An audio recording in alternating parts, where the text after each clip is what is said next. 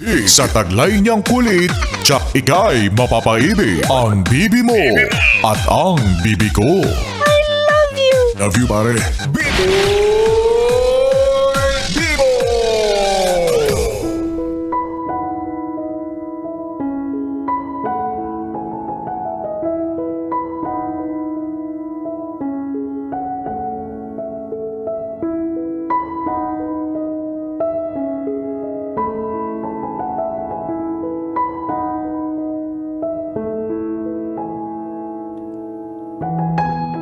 Bibi, balita ko, ikakasal ka na.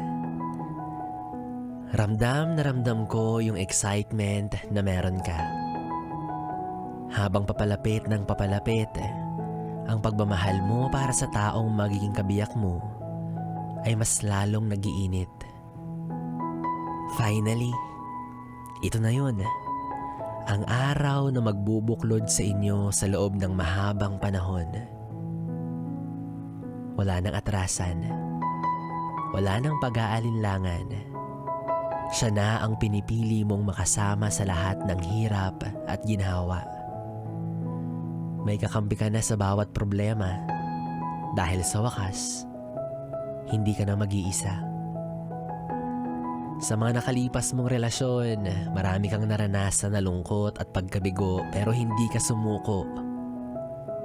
Kahit may malala kang pangamba na baka hindi ka na makapag-asawa. Pero tignan mo naman, ayan ka.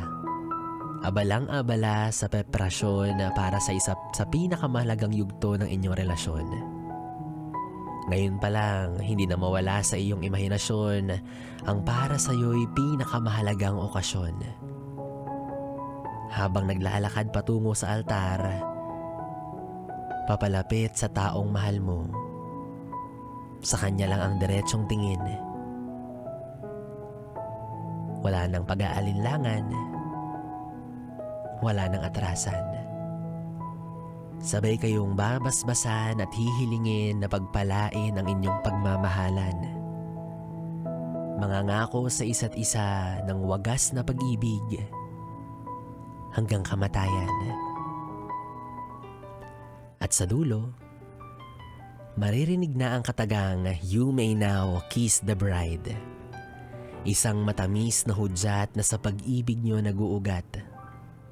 Magpapalakpakan at magsisigawan ng lahat. Sabay maghihiyawan ng mabuhay ang bagong kasal. At sa wakas, masasabi mong dininig na lang langit ang iyong dasal. Nag-iisang pag-ibig